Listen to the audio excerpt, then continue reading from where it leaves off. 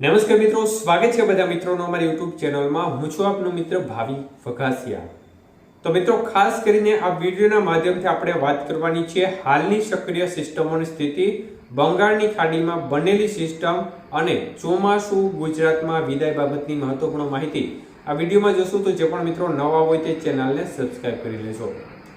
તો મિત્રો, સક્રિય સિસ્ટમોની સ્થિતિ જોવા જઈએ તો એક વેસ્ટર્ન ડિસ્ટર્બન્સ એજ એ સાયક્લોનિક સર્ક્યુલેશન સિસ્ટમ છે તે પાકિસ્તાન અને તેને લાગુ પંજાબના ભાગો નજીક જોવા મળી રહી છે। આ સિસ્ટમ વધુ મજબૂત જોવા મળી રહી છે અને બંગાળની ખાડીના ઉત્તરીય ભાગો નજીક પણ ગઈકાલે જે સાયક્લોનિક સર્ક્યુલેશન સિસ્ટમ હતી તે આજે વધુ મજબૂત બની છે। અત્યારે આમ જોવા જઈએ તો લો પ્રેશરની કેટેગરી સુધી આવી ગઈ છે। જોકે હવામાન વિભાગ સત્તાવાર જાહેરાત ના કરે ત્યાં સુધી લો પ્રેશર ગણાય નહીં, પરંતુ અત્યારે એક લો પ્રેશરની સ્થિતિ જેવું અત્યારે દેખાઈ રહ્યું છે।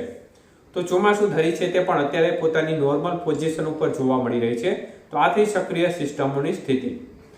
તો મિત્રો, આ વખતની આપણે પેટર્ન જોઈ છે કે બંગાળની ખાડીની સિસ્ટમ છે તે એમપી સુધી તો ફાઇનલ આવે છે, પરંતુ ત્યારબાદ તે સિસ્ટમ ઉત્તર દિશા તરફ ચાલી અને રાજસ્થાનના કે એમપીના ઉત્તરીય ભાગો નજીક જાય છે। તો આવું બનવાનું કારણ શું? તો મિત્રો, ખાસ કરીને આવું બનવાનું મુખ્યત્વે કારણ કે જ્યારે સિસ્ટમ આવતી હોય છે ત્યારે તેની ઉત્તરમાં ખાસ કરીને પંજાબ, હરિયાણા કે તેની થોડું ઉપર એક મજબૂત વેસ્ટર્ન ડિસ્ટર્બન્સ હોય છે અને એનો ટ્રપ છે જે રાજસ્થાનના ભાગો કે એમપીના ભાગો સુધી આવતો હોય છે। તો આ સંજોગોમાં સિસ્ટમ છે તે ખેંચી લેતું હોય છે મજબૂત વેસ્ટર્ન ડિસ્ટર્બન્સ, એટલે આ પ્રકારની સ્થિતિ બનતી હોય છે અને આ વખતે આપણે આ પ્રકારની પેટર્ન જોઈ છે। તો ક્યારેક ખાસ કરીને જે પશ્ચિમી પવનો હોય છે તે પણ વધુ મજબૂત હોવાને કારણે સિસ્ટમ એમપીના ભાગો પર આવે ત્યારે પવન છે તે આ સિસ્ટમને ધક્કો મારે તો આ સંજોગોમાં પણ સિસ્ટમ થોડી વધુ ઉપર જતી રહેતી હોય છે। કારણ કે સિસ્ટમ આપણે દર વખતે જોયું કે સિસ્ટમ ગુજરાતને નજીક આવી જાય છે, પરંતુ ત્યારબાદ રૂટ બદલે છે। તો આપણે આ વખતે લો પ્રેશર સિસ્ટમ બંગાળની ખાડીમાં જે બની છે તેમનાથી એક સારા વરસાદી રાઉન્ડની આશા દેખાઈ રહી છે અને ખાસ કરીને ગુજરાત રિજનના ભાગોમાં તો ફાઇનલ ભારે વરસાદ પડવાનો છે। સૌરાષ્ટ્ર અને કચ્છના ભાગોમાં વરસાદની માત્રા બાબતે એકાદ દિવસની અંદર ચોક્કસ માહિતી આપણે તમારા સુધી આપીશું। તો મિત્રો, ખાસ કરીને અત્યારે આ પ્રકારની સ્થિતિ દેખાઈ રહી છે ત્યારે હાલ ગઈકાલે આપણે મીડિયામાં ઘણા એવા કોમેન્ટો પણ આવતા હતા કે શું હકીકતમાં 15 સપ્ટેમ્બરથી ગુજરાતમાં ચોમાસાની વિદાય થઈ જશે? શું રાજસ્થાનના ભાગોમાંથી વિદાય ચાલુ થઈ જશે?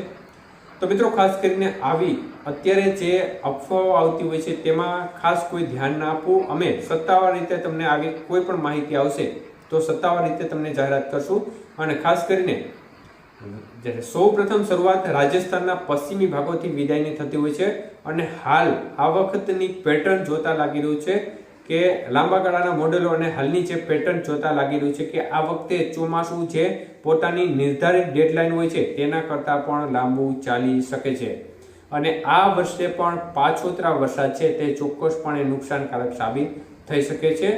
તો લાંબા ગાળાના મોડેલોના અભ્યાસ મુજબ આ વખતે ગુજરાતમાં ચોમાસું આમ જોવા જઈએ તો સત્તાવાર રીતે હવામાન વિભાગ ભલે વિદાયની જાહેરાત કરી દે, પરંતુ હકીકતમાં ચોમાસું વિદાય આ વખતે ઓક્ટોબરની 15 તારીખ આજુબાજુ થાય તે પ્રકારની શક્યતાઓ દેખાઈ રહી છે।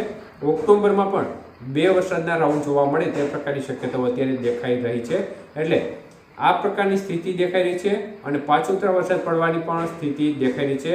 સામાન્ય રીતે ચોમાસું વિદાયની શરૂઆત જે સપ્ટેમ્બર મહિનાના 3-4 વીકની અંદર થઈ જતી હોય છે, પરંતુ સત્તાવાર રીતે હવામાન વિભાગ ભલે 3-4 જે વીક છે તેમાં જાહેરાત કરતું હોય, પરંતુ તો પણ આ વખતે ચોમાસું વિદાય બાદ પણ વરસાદની ગતિવિધિ યથાવત રહે અને સાચા અર્થમાં જ્યારે ચોમાસું છે તે 15 ઓક્ટોબર બાદ વિદાય લે તે પ્રકારના અત્યારે આ વખતે સ્થિતિ બનતી નજરે પડી રહી છે।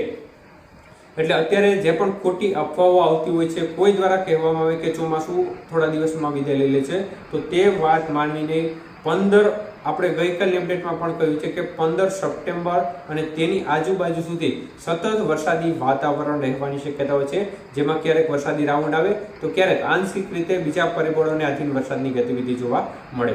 તો આ પ્રકારની શક્યતાઓ અત્યારે દેખાઈ રહી છે, એટલે ગુજરાતમાં હજી ચોમાસું વિદાયને વાર છે, એટલે આવી કોઈ ખોટી અફવાઓ પર ધ્યાન આપવું નહીં। રાજસ્થાનના ભાગોમાં પણ અત્યારે કોઈ એવા પરિબળો જણાતા નથી કે ચોમાસું વિદાય લઈ લે, એટલે રાજસ્થાનના ભાગોમાં પણ હજી ચોમાસાના વિદાયને વાર છે, કારણ કે પશ્ચિમ રાજસ્થાનના ભાગોથી વિદાયની શરૂઆત થાય છે ત્યારે બાકી ધીમે ધીમે જે ઉત્તરીય ભારતના ભાગોમાંથી વિદાય થાય, ત્યારબાદ કચ્છના ભાગો, ઉત્તર ગુજરાતના ભાગો અને ત્યારબાદ સૌરાષ્ટ્ર, મધ્ય પૂર્વ ગુજરાત અને દક્ષિણ ગુજરાતના ભાગોમાં વિદાય થાય. એટલે હજી વિદાયને વાર છે. આવી કોઈ માહિતી આવે તો આનું કોઈ ધ્યાનમાં લેવું નહીં.